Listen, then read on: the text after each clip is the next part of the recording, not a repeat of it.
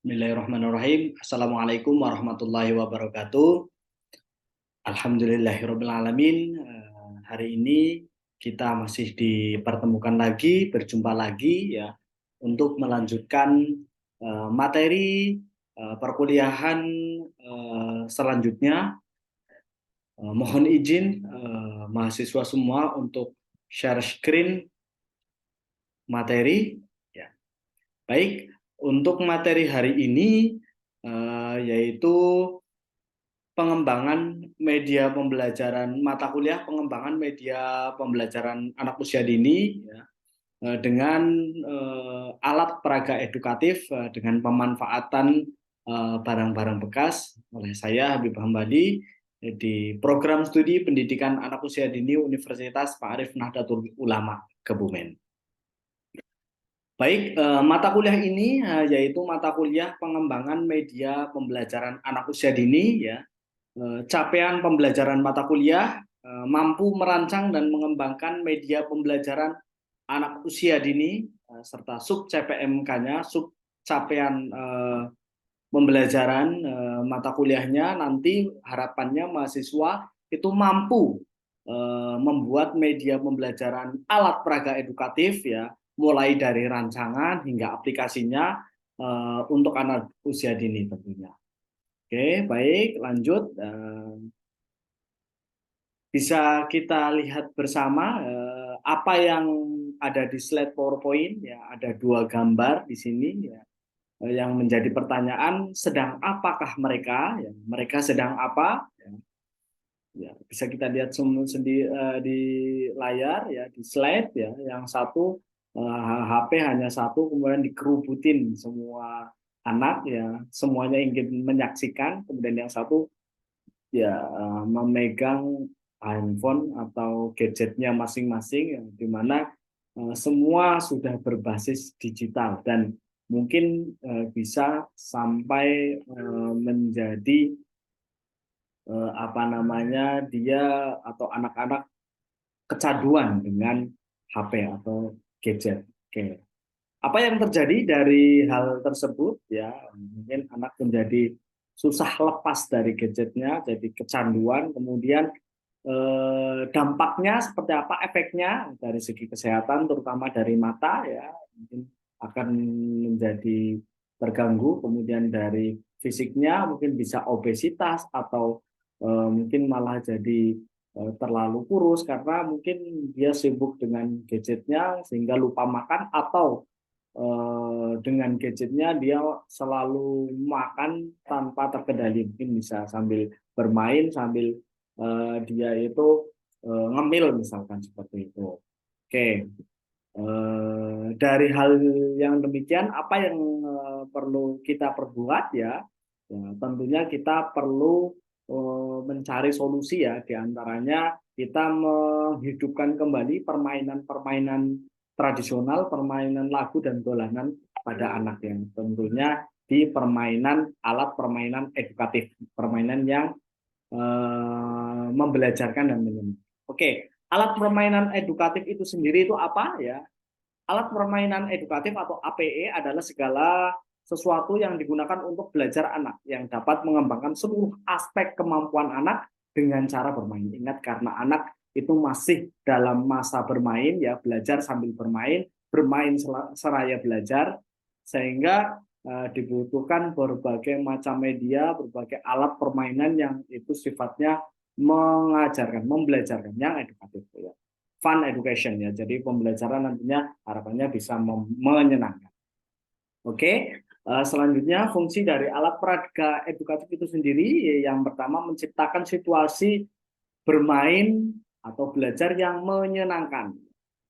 Kemudian memberikan kesempatan anak untuk bersosialisasi ya, berkomunikasi ya dengan teman-temannya ya. Jadi tidak sibuk sendiri dengan gadgetnya atau handphonenya ya. Kemudian memberi stimulus dan pembentukan perilaku dan pengembangan kemampuan dasar, serta fungsi yang terakhir yaitu sumber pengetahuan untuk berpikir, menganalisa dan memecahkan masalah. Selanjutnya, apa tujuannya dengan kita membuat APE itu? Yang pertama memperjelas materi ya, yang tadinya sifatnya masih abstrak, kita konkretkan dengan menghadirkan sebuah media itu sehingga anak-anak akan lebih jelas kayak gitu. Kemudian memberikan motivasi dan merangsang anak jelas dengan hadirnya media yang baru, semoga anak ya, dan pastilah ya anak tentunya akan termotivasi. Kemudian memberikan kesenangan ya pada anak dalam bermain dengan banyaknya media, banyaknya alat permainan yang edukatif, maka di situ akan timbul kesenangan pada anak. Oke, bagaimana prinsip-prinsipnya? Yang pertama, prinsip dari pembuatan APE yang pertama mengaktifkan alat indera secara kombinasi. Jadi tidak hanya satu penginderaan yang dimanfaatkan atau diaktifkan, yaitu keseluruhan secara kombinasi, sehingga dapat menciptakan atau meningkatkan daya serap pada anak. Selanjutnya mengandung kesesuaian dengan kebutuhan aspek perkembangan anak. Kemudian memiliki kemudahan dalam penggunaannya bagi anak. Jadi tidak sulit dalam pemanfaatannya, penggunaannya dengan media APE tersebut. Kemudian membangkitkan minat, kemudian memiliki daya guna dan memiliki kesangkilan atau efisien. Ya. Dengan hadirnya media pembelajaran tersebut, tentunya waktu yang dibutuhkan untuk menjelaskan sesuatu hal itu akan lebih cepat, lebih mudah, waktunya lebih singkat. Oke, bagaimana sifat isinya? Yang pertama harus instruktif ya, mengandung pesan perintah yang harus dikerjakan. Informatif, mengandung informasi-informasi baru yang harus diketahui anak. Kemudian motivasi, memberikan minat dan perhatian anak. Kemudian rekreatif, memberikan rasa senang, nyaman, aman, gembira, dan bahagia bagi anak. Kemudian syaratnya apa? Yang pertama mudah, tentunya mudah didapatkan, mudah dibuat, mudah dimanfaatkan, mudah dalam permainannya. Kemudian aman, ya, terhindar dari berbagai zat dan bahan-bahan yang berbahaya tentunya. Kemudian murah ya, ini murah harganya karena nanti dari bahan-bahan bekas harapannya itu dapat terjangkau. Kemudian asik ya, mengasyikkan dengan permainan alat-alat permainan edukatif itu tentunya anak akan lebih asyik bermain sehingga tidak terasa dia sedang belajar. Oke, bahan-bahan yang dibuat ya, dalam APE, dalam pembuatan APE, yaitu kita bisa memanfaatkan sumber daya yang ada di lingkungan kita, ya, baik limbah atau barang-barang bekas yang ada di lingkungan kita. Ya, bahannya berupa bahan alam dengan pemanfaatan barang bekas di sini. Oke, contohnya ya, atau kita berbicara terkait barang bekas dulu. Barang bekas bisa diartikan sebagai benda-benda yang pernah dipakai, ya, sudah sisa yang sudah pernah dipakai atau dimanfaatkan. Yang kegunaannya itu tentunya tidak sama lagi seperti barang-barang yang masih baru, ya, nilai kegunaannya sudah berbeda, sehingga nilai jualnya juga memiliki nilai jual yang turun kayak gitu, tidak begitu tinggi kayak gitu. Contohnya ya, contoh barang-barang yang dapat dipakai untuk pembuatan alat peraga edukatif ya, barang-barang bekasnya misalkan seperti botol-botol air mineral yang bekas kayak gitu, baik dari plastik ataupun kaca, kemudian kaleng-kaleng ya, mungkin kaleng bekas susu, kemudian kertas-kertas, kertas koran, ya, kemudian kain, kemudian kardus-kardus bekas kayak gitu ya, itu bisa kita manfaatkan kembali untuk pembuatan APE di sini. Selanjutnya, mengapa harus barang bekas? Karena barang bekas yang pertama itu murah ya, murah, biayanya mungkin akan lebih sedikit ya, karena nilai jualnya sudah berkurang ya, jadi lebih murah. Kemudian yang kedua, melatih untuk berpikir lebih kreatif dari barang-barang bekas yang sudah tidak terpakai lagi ya, bagaimana caranya kita kreasikan lagi, kita olah lagi sehingga itu menjadi barang yang mempunyai nilai jual dan nilai guna, mempunyai nilai gunanya lagi kayak gitu, berguna kembali. Kemudian yang ketiga itu membantu mengurangi sampah ya. Memang sekarang permasalahan sampah terutama di kota-kota besar itu mulai menjadi momok yang mengerikan kayak gitu, oke, termasuk sampah-sampah yang dari plastik tentunya yang tidak bisa terurai kayak gitu. Sehingga dengan memanfaatkan barang-barang bekas, tentunya kita akan mengurangi dari sampah-sampah yang ada di masyarakat kayak gitu. Yang selanjutnya menarik, ya ini bisa merangsang perhatian baik bentuk, warna, kemudian dan yang lain sehingga anak tertarik dalam memainkannya. Kemudian bagaimana cara mengembangkannya? Ya, yang pertama kita bisa mengadaptasi. Ya, mengadaptasi itu menggunakan benda-benda di sekitar kita yang ada, kita adaptasi, ya, kita gunakan lagi. Kemudian yang kedua memodifikasi, ya, melengkapi dari yang sudah ada menjadi bentuk APE yang baru. Kemudian membuat baru itu merubah bentuk dari bahan yang sudah ada menjadi APE yang baru. Jadi sama.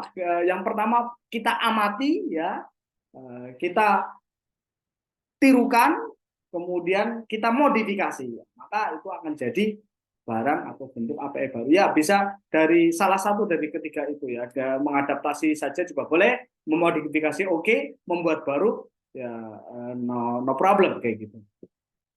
Selanjutnya ya ini contoh-contoh dari APE bahan limbah, ya, limbah sisa dari kulit jeruk, ya, misalkan ya mungkin dulu waktu kecil kita sering dibuatkan sama orang tua kita setelah kita memakan jeruk Bali, kulitnya kan tebal itu, kemudian dibuat alat-alat permainan yang membelajarkan, misalkan mobil-mobilan, kapal-kapalan dan yang lain kayak gitu. Sehingga itu memang melatih kreativitas kita, ya, dari bahan yang sudah ada kita mau dibuat menjadi apa kayak gitu. Nah, ini contoh lain, ya, yang gambar yang paling bawah ini mungkin dari stick es krim, ya, membuat karakter dari singa misalkan kayak gitu. Kemudian yang tengah ini kita membuat kupu-kupu misalkan dengan botol bekas, kemudian dengan apa namanya sendok susu yang bekas, ya, kemudian kita kreasikan menjadi bentuk kupu-kupu. Kemudian yang satu lagi yang terakhir kita membuat gitar, ya, membuat gitar dengan kardus bekas, misalkan kardus sisa tempat susu kayak gitu, kemudian kita kasih lubang, kemudian kita beri karet, kemudian ya itu memang sudah menjadi atau menimbulkan suara, ya, seperti gitar. Luar biasa sekali ini kreatifnya. Selanjutnya ya mungkin dengan bentuk lain, ya, misalkan kita mempunyai kardus-kardus bekas, ya, kita bisa bikin pesawat kardus, ya. Alat, bahan dan cara penggunaannya ya bisa diperhatikan sendiri, ya, di slideshow, ya. Cara-caranya gimana, ya, bisa dibaca, dicermati kayak gitu sehingga nanti jadi sebuah alat permainan pesawat kardus, ya, atau yang lain misalkan puzzle kardus, ya, ya kita membuat puzzle ya hanya dengan kardus, ya, dengan alat dan bahan yang sudah tercantumkan, ya, di slide, ya, silakan bisa cermati, ya, nanti bisa diaplikasikan ini di rumah mahasiswa semua. Oke, sampai di sini ada pertanyaan, any question, silakan.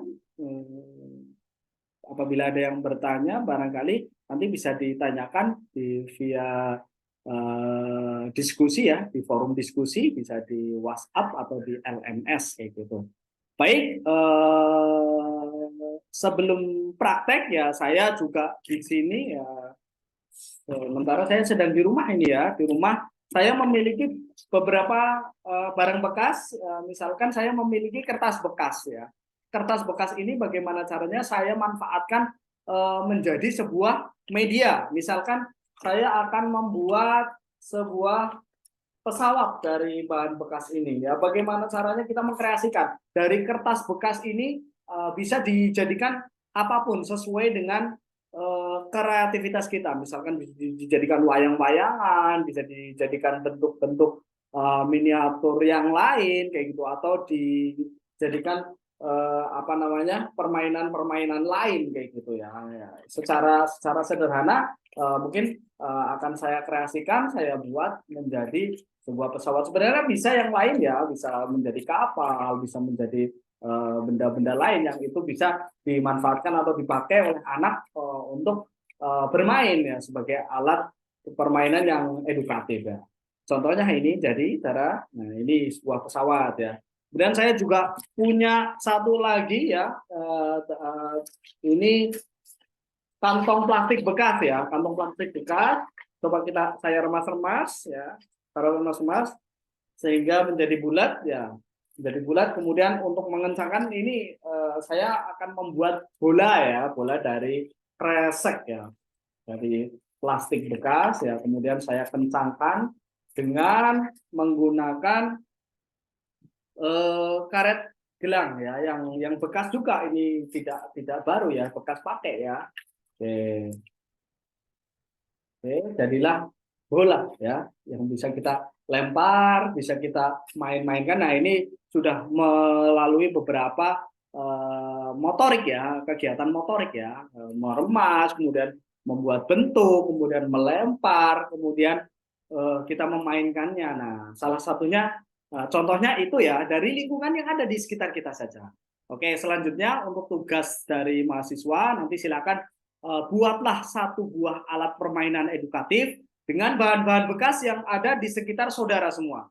Ya, bisa dari daun-daunan, biji-bijian atau yang lain, pokoknya yang ada di sekitar atau di lingkungan mahasiswa semua. Ya, ini berdasarkan ide dan gagasan dari Anda sendiri, dari masing-masing mahasiswa sendiri. Silakan bisa dikreasikan. Misalkan Anda menemukan botol air mineral ya, itu plastik kemudian dibikin kapal gitu. Nah, monggo silakan. Yang penting itu kreasi dari panjenengan semua ya. Memang guru profesional di PAUD pendidikan anak usia ini dituntut untuk kreatif ya, untuk memanfaatkan barang-barang bekas tentunya.